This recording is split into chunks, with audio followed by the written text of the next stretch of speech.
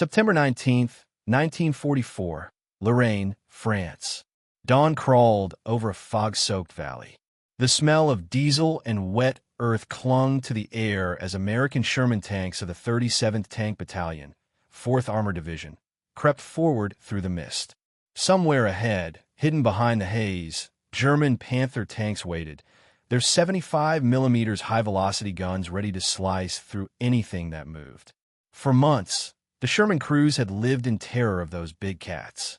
The Panther's sloped armor was nearly invincible to the standard 75mm round. A Sherman could fire and fire, and the shells would bounce off like pebbles against steel. Every encounter was a gamble of who spotted who first, and usually it wasn't the Americans. But this morning, something was different. Sergeant Charles read, Brown loaded a new kind of shell into the breech, one the Germans didn't even know existed. It was shorter, denser, and gleamed like polished brass. The M93 HVAP, high-velocity armor-piercing round, its tungsten core engineered to punch through armor thought to be untouchable. Through the gun sight, Brown spotted the faint silhouette of a Panther crossing the ridge. He whispered, Target, 800 yards.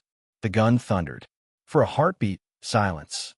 Then, a plume of black smoke erupted from the Panther's side. The impossible had just happened. For the first time, a Sherman had killed a Panther head-on. Back into next pointing right, before we dive into how this illegal miracle round changed the battlefield. Make sure you're following, because what came next would stun German intelligence and rewrite the balance of armored warfare forever. Summer 1944, Normandy. The hedgerows of France hid nightmares for the American armored forces. Every time a Sherman rounded a corner, the fields could come alive with the deafening crack of an 88mm gun or the metallic roar of a Panther tank shifting into ambush position. Within seconds, flames would engulf another Sherman, and its crew of 5 barely had time to escape. The M4 Sherman was America's workhorse, fast, reliable, and built in staggering numbers. But when it came to sheer firepower, it was hopelessly outclassed. The standard 75mm gun, though effective against lighter German tanks like the Panzer IV, simply couldn't penetrate the thick, sloped armor of the Panther. The Panther, or Panzer-Kampfwagen V, had entered service in 1943, designed in direct response to the shock of the Soviet T-34. It combined heavy armor with terrifying mobility. Its KWK 42L/70 cannon could destroy a Sherman from nearly 2 kilometers away, long before the Americans were even in range to fight back. To the U.S. tank crews in France, these new German machines seemed unstoppable. Reports from Normandy painted a grim picture. Panthers lurking in hedgerows, firing the first and only shot of an engagement. The aftermath was almost always the same. Smoking wrecks, blackened steel, and charred helmets lying in the mud. By mid-1944, tank commanders were begging for a weapon that could stand chance. One frustrated officer wrote in his after-action report, "The men go into battle knowing the enemy's first round is likely to kill them. They fight anyway, but they know the odds." The U.S. Ordnance Department had known about this problem for years. Back in 1942, while America's factories were still ramping up production, engineers realized that even the planned 76mm upgrade wouldn't fully solve the problem. The gun could fire faster and flatter, but not necessarily harder.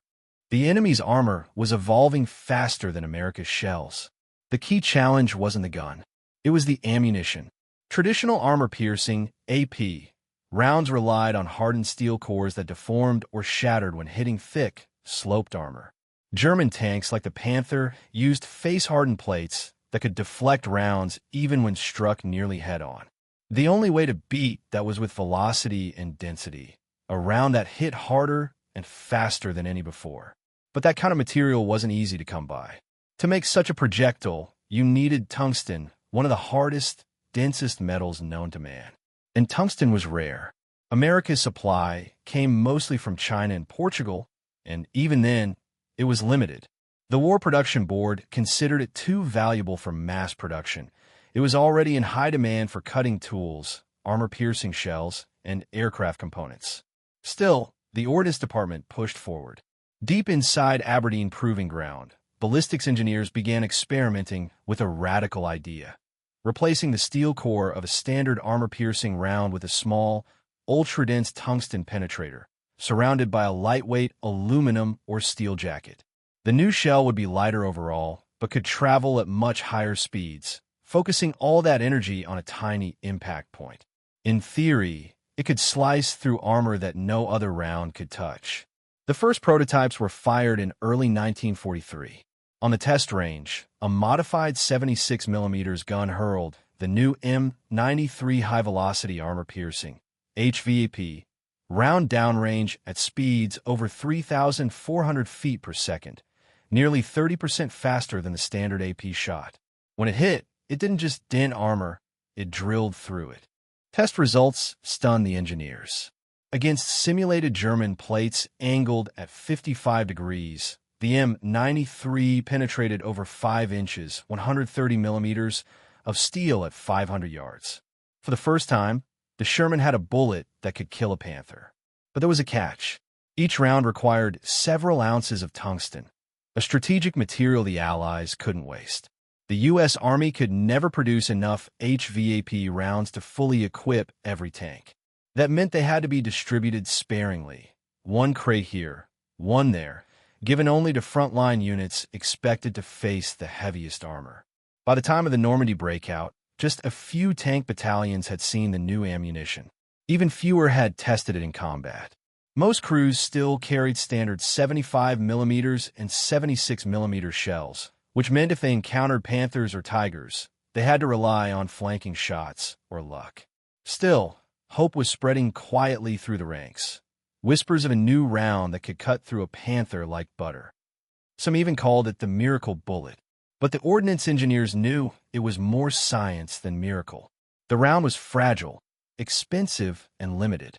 It had to be handled carefully and fired precisely. It was no magic solution, but in the right hands, it could change the balance. That hope became a reality in September 1944 when elements of General George S. Patton's Third Army clashed with the German 5th Panzer Army near the town of Ericourt. There, amid the morning fog and the wreckage of Lorraine, the first Shermans loaded with HVAP rounds went to war. And that's when the Germans began to realize something had changed. Spring 1943, Aberdeen Proving Ground, Maryland. In a long, echoing workshop filled with the hum of lathes and the acrid scent of burnt metal, a group of American ordnance engineers were racing against time. German tanks were getting tougher with each new model, and reports from Europe and North Africa made it clear America's guns were falling behind. At a corner test bench, a young ballistics engineer named Charles Hyde scribbled calculations across a chalkboard. His idea was radical. If a tank shell couldn't rely on brute mass to pierce armor, then maybe speed and density could do the job instead. Velocity is armor's worst enemy, Hyde told his team. We need something that flies faster, hits harder, and doesn't break on impact. That simple statement would lead to the creation of one of World War II's most advanced and most secret anti-tank rounds, the M93 HVAP, high-velocity armor-piercing projectile. The concept wasn't new. British and German engineers had already experimented with tungsten core ammunition, known respectively as APCR, armor-piercing composite rigid, and PGR .40 rounds. But the United States had something those nations didn't: industrial might and mass production capacity. What America didn't have, however, was tungsten. This silvery gray metal, nearly twice as dense as steel, was essential for machine tools, armor-piercing shells, and even aircraft propellers. In 1943, the world's largest suppliers of tungsten were China, Portugal, and Bolivia, nations caught between Allied and Axis trade pressures. To secure enough of it, American intelligence quietly launched an operation codenamed Project Tungsten. Diplomats and agents worked through neutral countries, using front companies to buy or before the Germans could. Shipments were routed through India, South Africa, and Brazil, all under tight secrecy. Every ounce mattered. Meanwhile, at Aberdeen, Hyde's team designed a shell unlike any the U.S. Army had ever fired. The M93 used a subcaliber tungsten carbide core encased in a lightweight aluminum alloy sabot. When fired, the sabot gripped the round, sealing gas pressure and maximizing acceleration. The moment it left the barrel, the sabot fell away, leaving only the dense penetrator to streak toward its target. The result was astonishing. On the range, a 76mm gun firing the new HVAP shell achieved muzzle velocities of 3,400 to 3,600 feet per second, nearly 30% faster than the standard 76mm M62 APC round. Test plates representing Panther and Tiger armor shattered like glass under its impact. Engineers recorded penetration figures that made even seasoned officers whistle in disbelief. At 500 yards, 140 millimeters of steel angled at 30 degrees. At 1,000 yards, 120 millimeters. Suddenly, the impossible seemed possible. The Sherman's gun, once mocked as underpowered, could, in theory, kill any German tank in existence. But there were problems. Tungsten was too scarce to make enough HVAP rounds for every unit. A single round used almost 1/10 of a pound of tungsten carbide, meaning that just 10,000 shells consumed over a ton of the precious metal. High Command made a painful decision. The HVAP would be classified as limited standard. It would be produced only in small quantities and issued to units most likely to face heavy German armor, namely the 2nd, 3rd, and 4th Armor Divisions operating under Patton's 3rd Army. That meant most tank crews never even saw an HVAP round during the war.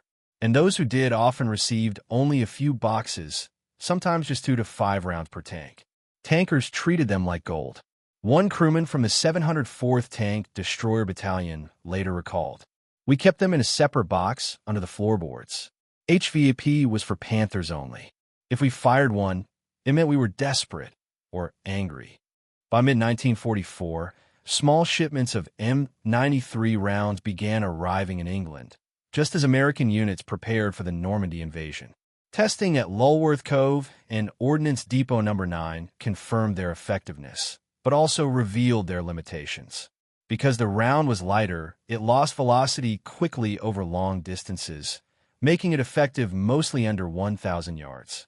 Beyond that, it struggled against the heavy front armor of Tigers.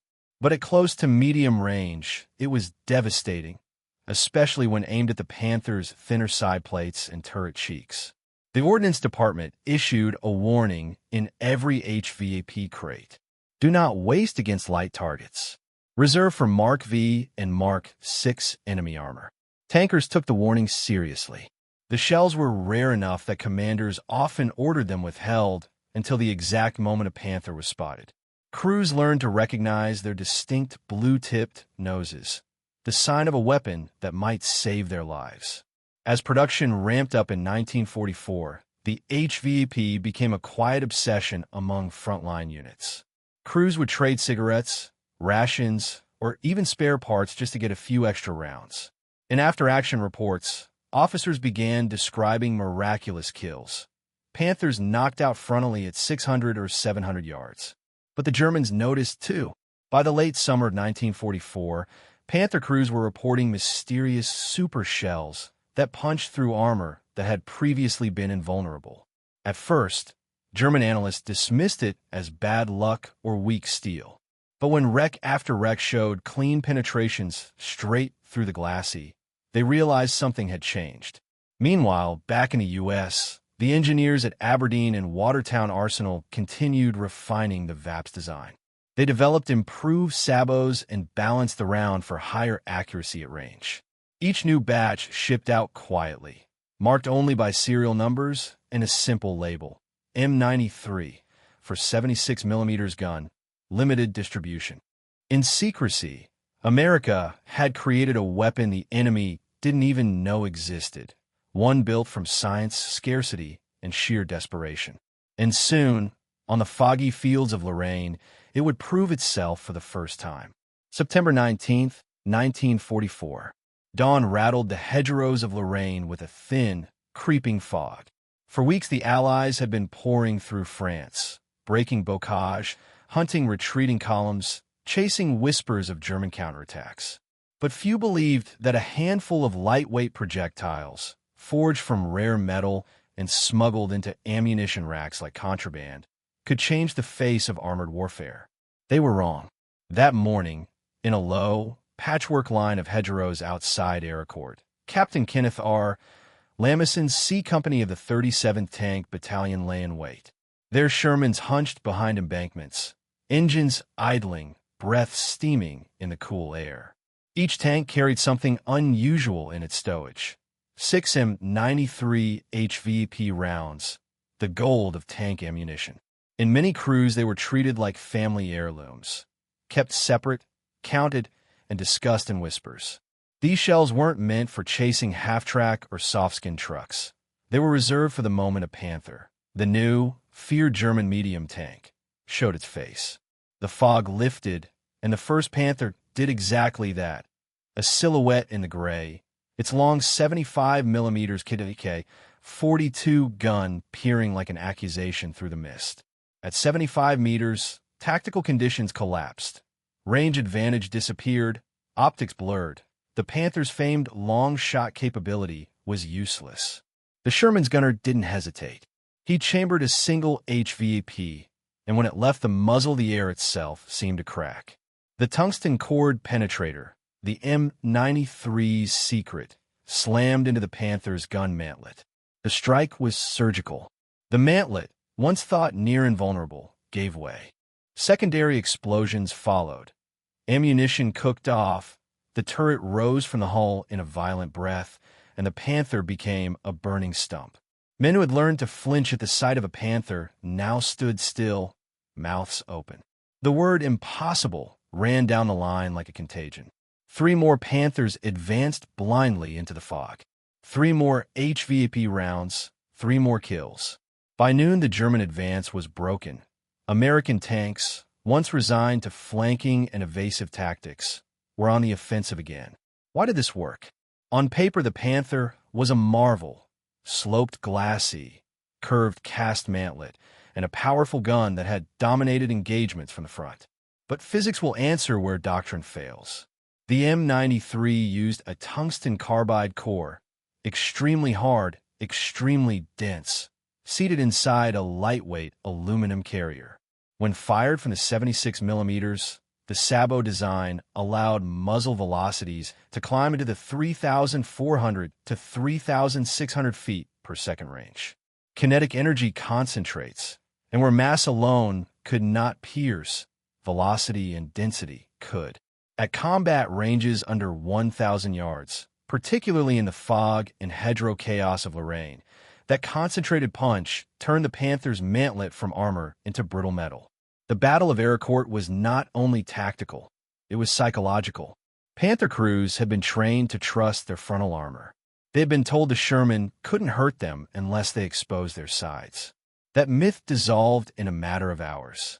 Wrecked Panthers littered the fields, turrets cratered, crews scrambled from burning steel with stunned eyes. German radio traffic filled with stunned messages.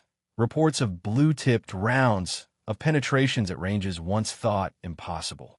The rumor mill produced terrible theories, secret Allied tank destroyers, 17-pounder Fireflies in American markings. The truth was quieter and more damning. American metallurgy and logistics had produced a scarce but lethal projectile, HVAP, and had placed it, sparingly, in the hands of crews who wasted no time learning to use it. But the early victories weren't inevitable. HVAP arrived in America's arsenals amid debate and disbelief. Production was painfully slow.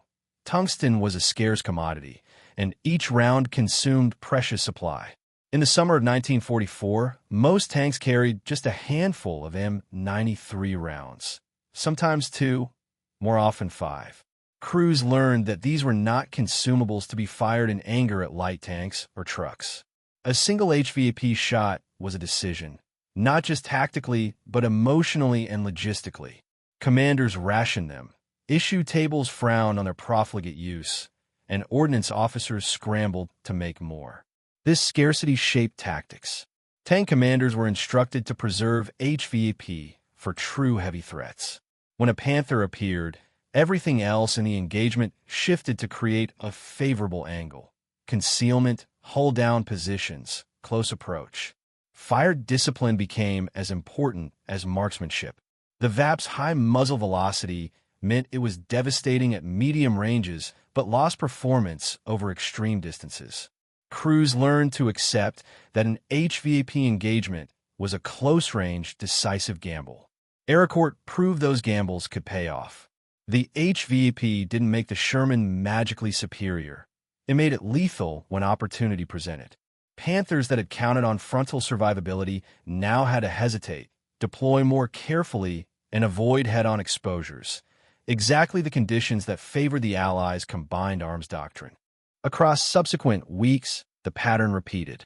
In forests, fog, and fields where tank maneuver could be constrained, the same places where German technical superiority had once seemed insurmountable, HVAP-equipped Shermans began to score frontal penetrations that had been unimaginable months earlier. The arrival of M93 rounds also forced a redistribution of initiative. American crews grew more willing to engage German tanks instead of ceding ground and calling for artillery. Confidence, once frayed by the Panther's reputation, began to rebuild. But Aircourt also highlighted VAP's limitations. The tungsten core was brittle, at low impact velocities, the result of long-range shots or high obliquity angles. The penetrator could shatter rather than pierce. The M93's advantage sharply declined beyond roughly 1,000 yards. Logistics remained a headache. By March 1945, only about 33,000 rounds had been produced for the 76mm, a meaningful number, yet nowhere near enough to fully rearm entire formations. Officers scrambled to allocate, prioritize, and hoard. Men learned to hold their breath and fire only when the shot would count. German forces took notice quickly and reacted not just tactically but emotionally. The psychology of armored warfare is subtle. A crew that believes in its invulnerability fights with a certain audacity. Remove that belief, and tactics calcify, aggressiveness diminishes. Panthers began to operate more cautiously, reluctant to stand and trade shots at ranges where American 76mm guns might now be lethal. The Wehrmacht's numerical and technical problems were compounding, and HVAP, scarce though it was, became a force multiplier for Allied momentum. Aircourt's legacy extended beyond one day or one regiment.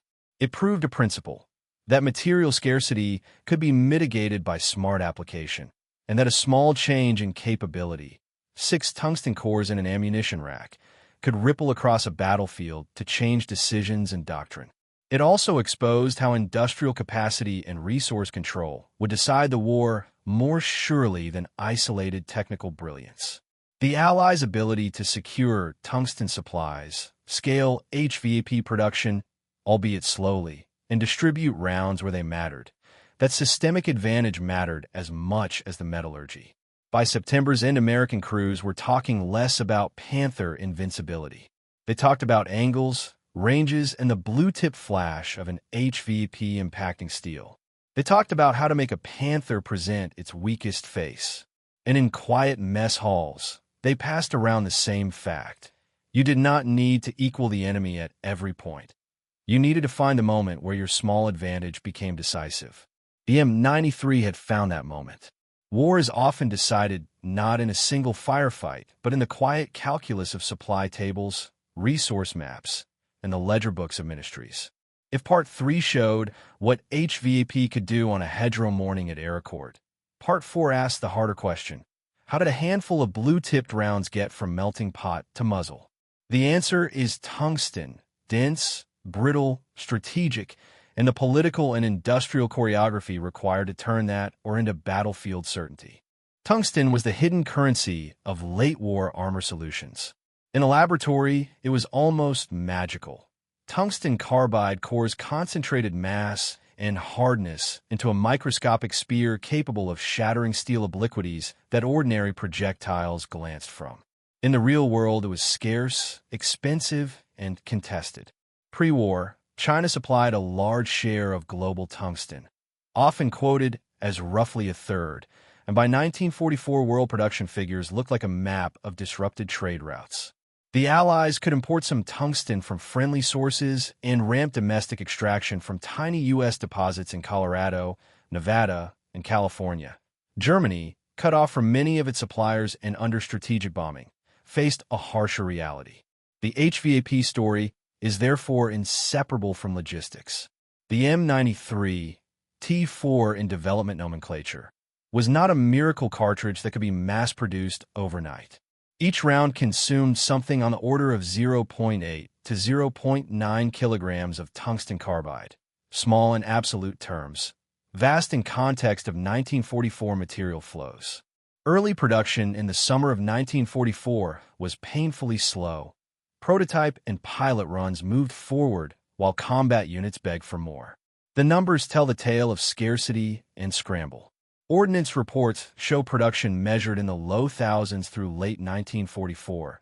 Initial monthly outputs were counted in the low thousands, augury of 1,000 rounds here, 1,000 there, climbing as factories retooled and supply chain stabilized. By November 1944, monthly output approached 5,000 rounds, and by January 1945, manufacturers were producing roughly 7,000 rounds per month.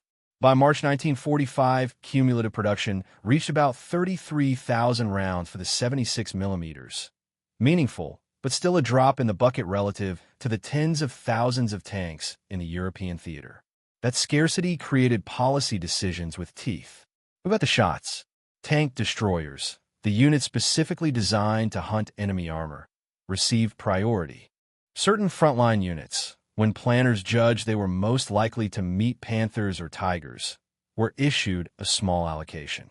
Most Sherman crews, however, found themselves carrying only a handful, sometimes as few as 5 HVAP rounds per tank. That one detail explains 100 tactical choices. Why tankers conserved shots, why commanders ordered flanking maneuvers instead of frontal engagements, why a single HVAP became a champ of its own, a last resort token kept for the moment the whole company froze. Logistics also meant paperwork and politics. The Ordnance Department had tested HVAP since 1942, but procurement through wartime bureaucracy required raw materials, press tooling, and cartridge casings. Each step another choke point. The strategic rivalry for tungsten extended even to neutral countries. Sweden, a key European source, was a diplomatic chess piece. Germany had long relied on Swedish tungsten, but wartime diplomacy and Allied pressure choked many of those flows. Simultaneously, Allied intelligence and procurement teams searched global markets and wartime partners to secure enough or to feed expanding HVAP lines.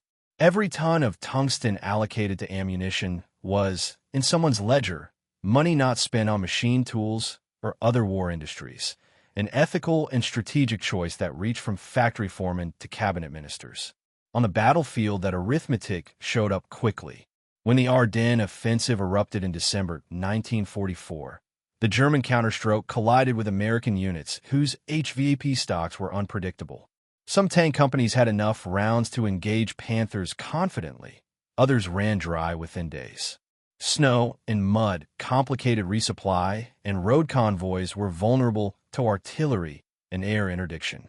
The shortage of HVAP in those desperate weeks was no small factor in operational friction. Commanders who ran out of blue-tipped rounds had to rely on older tactics, flanking, bazookas, artillery, or withdraw. Conversely, units that still had HVAP could blunt Panther attacks with a narrow but decisive edge. Germany's side of the ledger is revealing.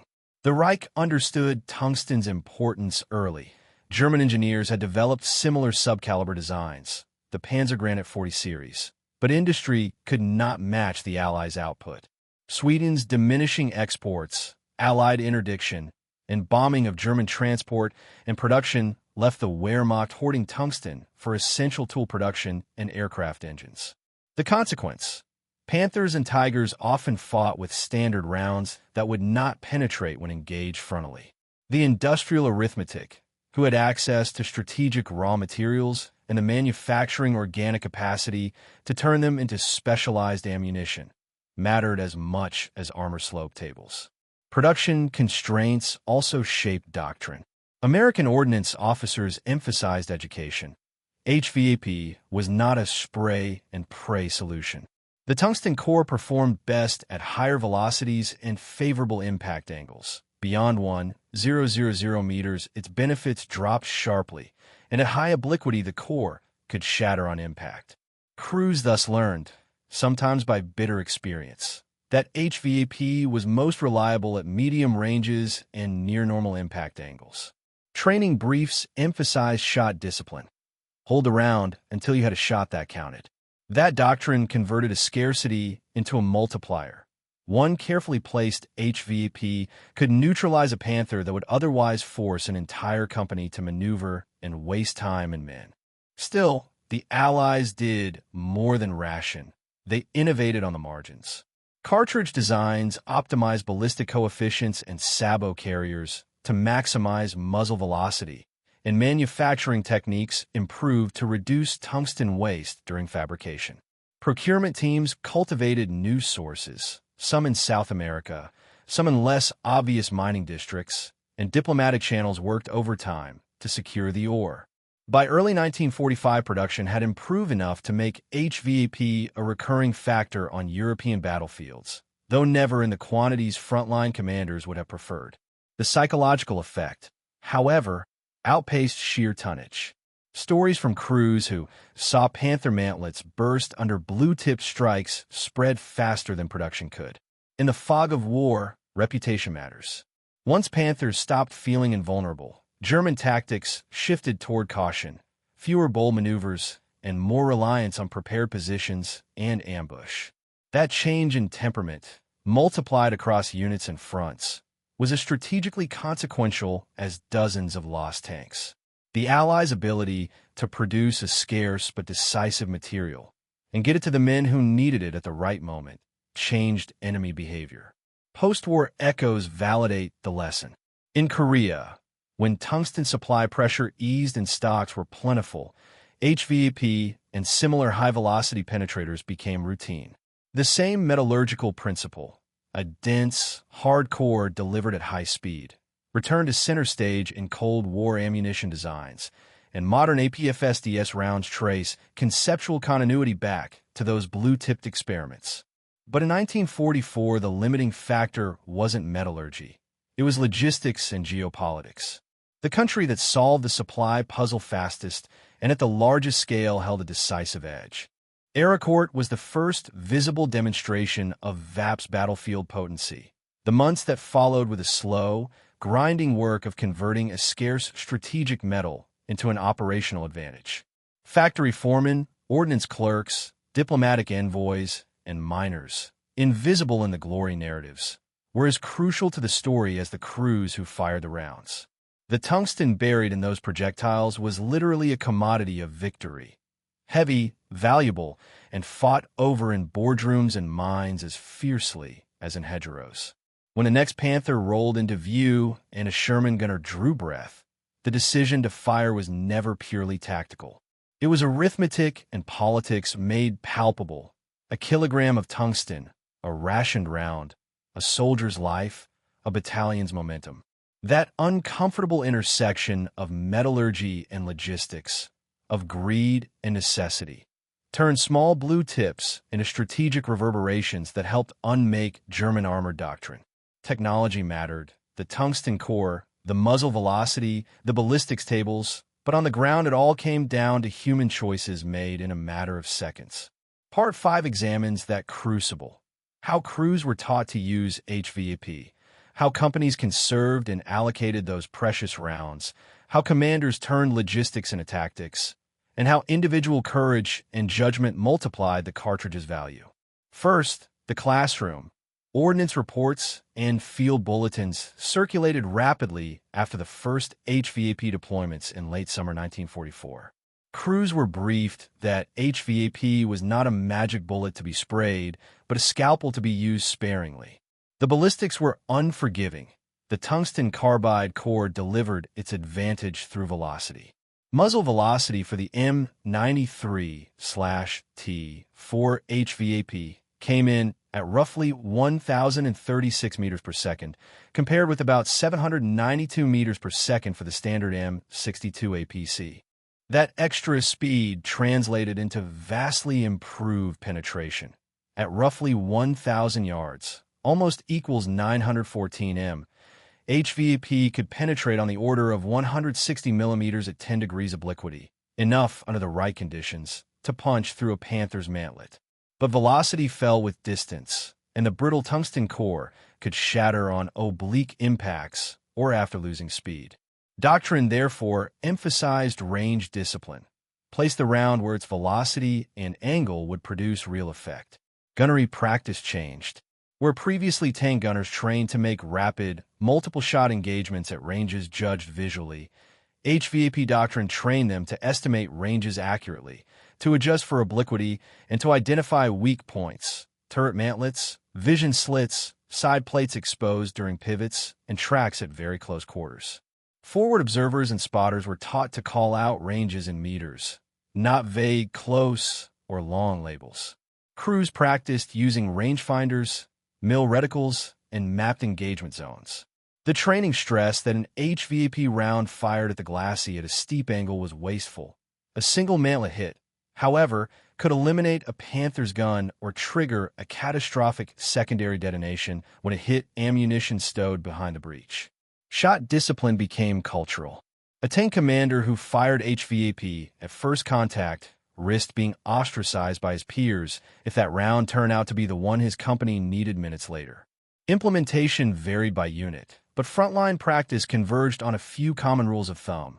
Hold HVAP for confirmed armored targets at ranges under 1,000 m and near normal impact angles. Prefer standard AP or HE for soft targets or long-range harassing fire. Use HVAP to kill the turret/gun when a frontal penetration was necessary to break a duel. Those rules were learned quickly, sometimes at cost. The human stories illustrate how doctrine met reality. Sergeant Francis Baker's November 20th engagement, noted in many unit reports, shows both the potential and the pitfalls. Baker's Sherman engaged a Panther at roughly 800 yards and scored multiple hits with HVAP. Yet the rounds bounced off the glacis and side at oblique angles, failing to penetrate.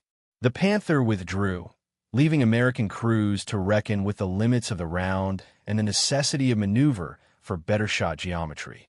Baker's frustration was instructive.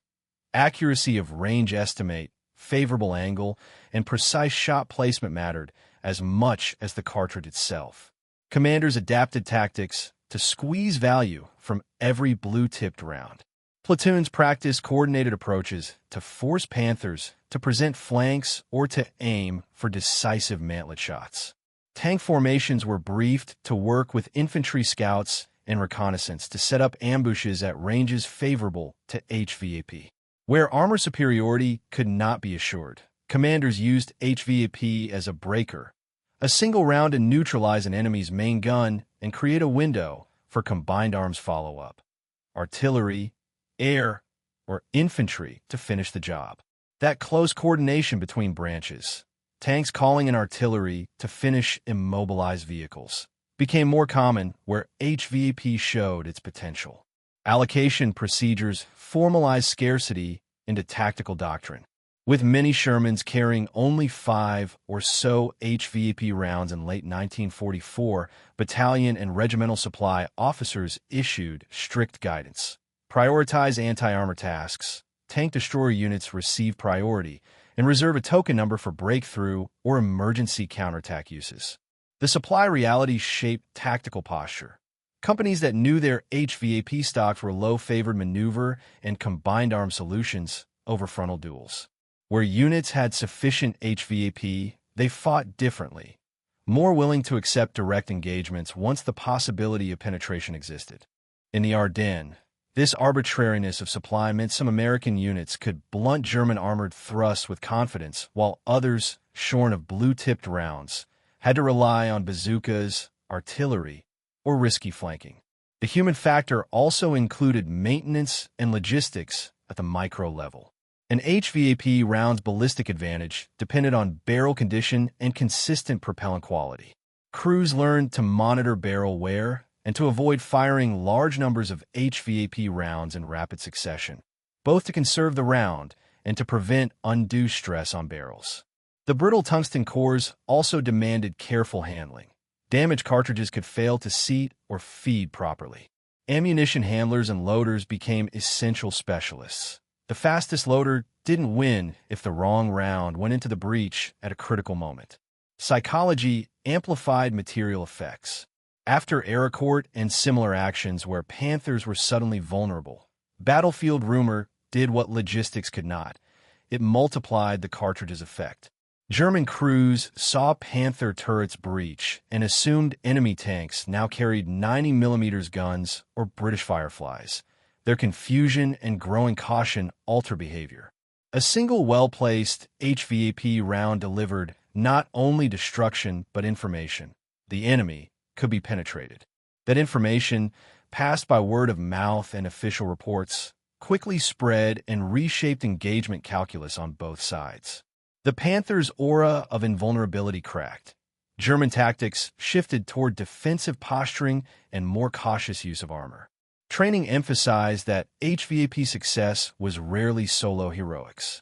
A mantlet shot might require a spotter to call the range, a flanking unit to force the Panther into an exposed posture, and suppression fire from supporting infantry.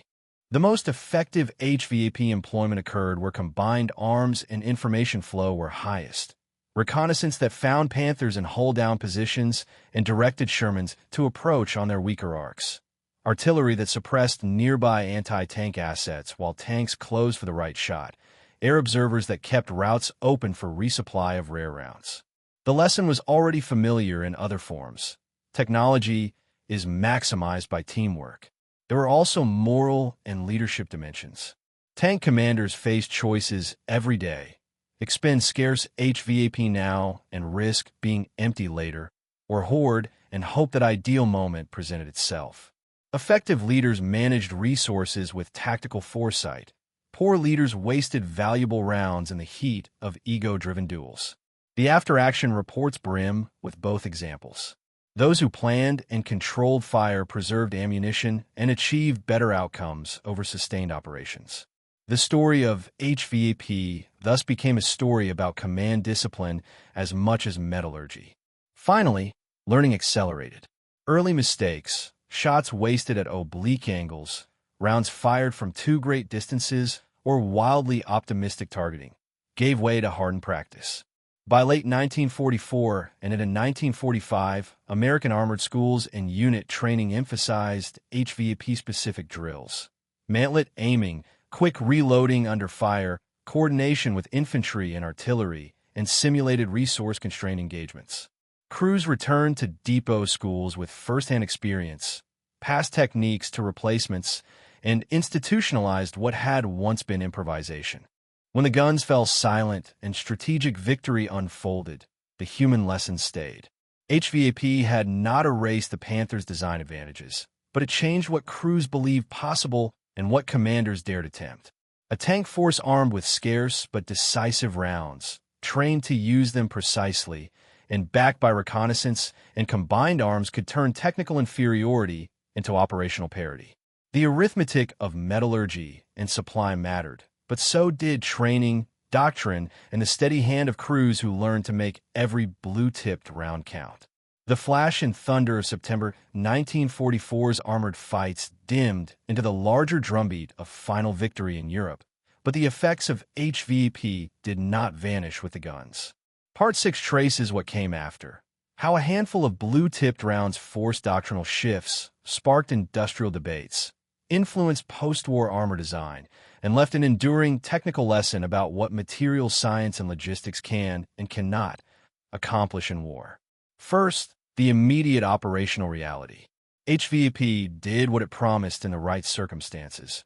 Breach mantlets, ruin guns, and make Panthers, previously thought invulnerable from the front, vulnerable when engaged at favorable ranges and geometries. That tactical shock had disproportionate consequences. Field reports from September through December 1944 repeatedly show a pattern.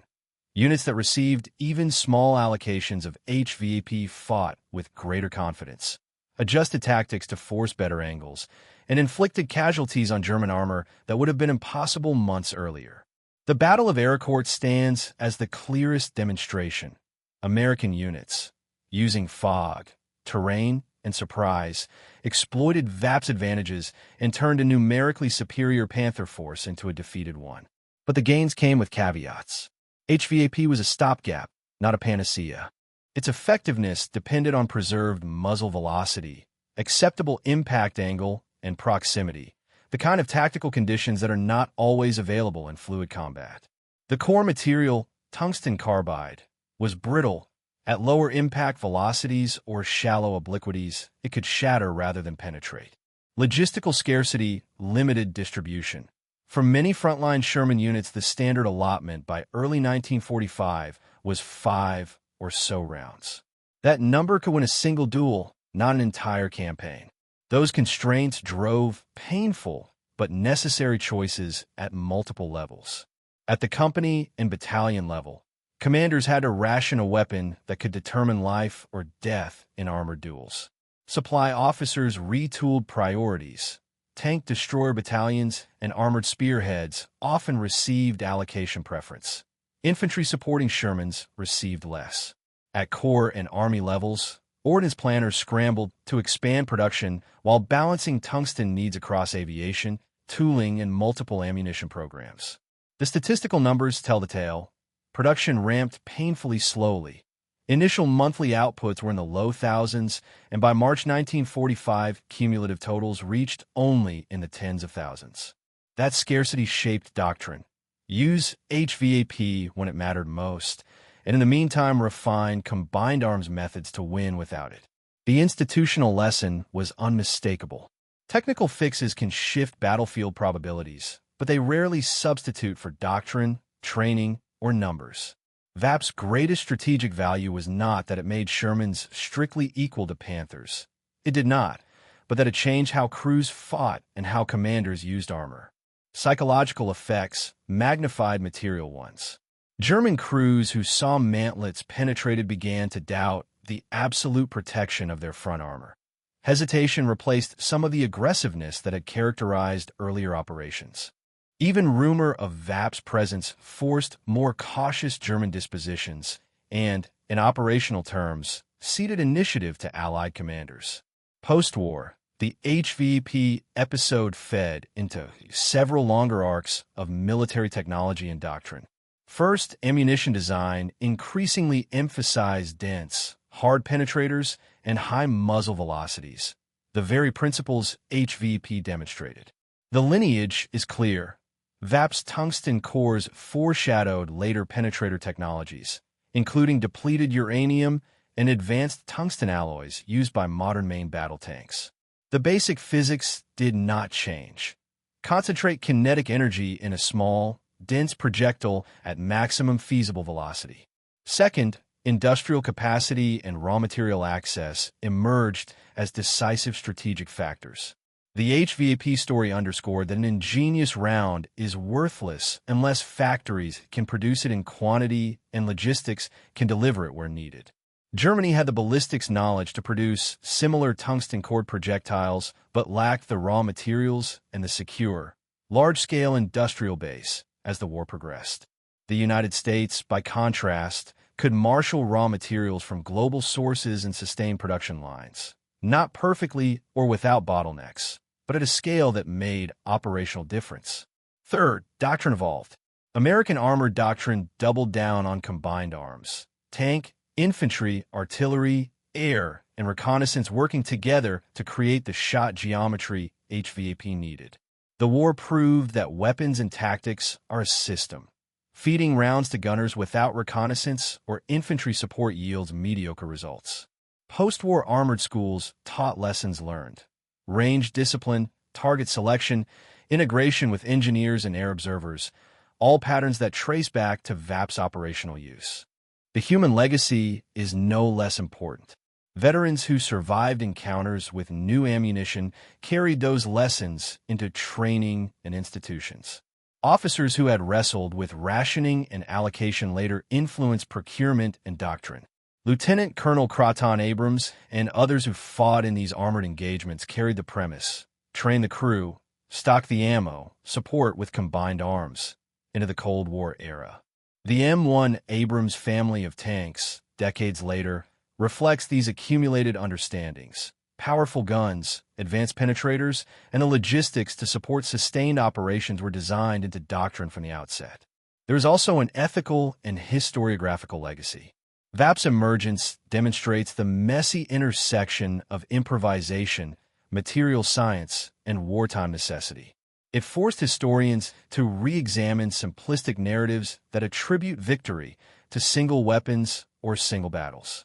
Instead, the HVAP thread shows how many factors — metallurgy, industrial policy, logistics, small unit tactics, morale, and sheer chance — combine to reshape military outcomes. For every blue-tipped round that found its mark, countless supporting actions made that shot possible.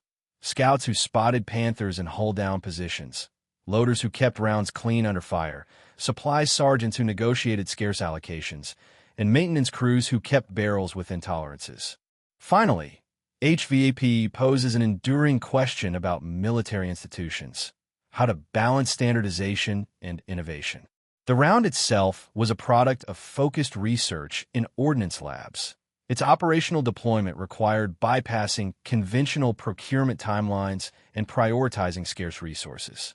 The tension between the need for deliberative testing and the imperative for rapid fielding in wartime remains relevant today. Modern militaries still struggle with this trade-off: the rapid insertion of promising technologies versus the risk of logistics nightmares or unforeseen limitations.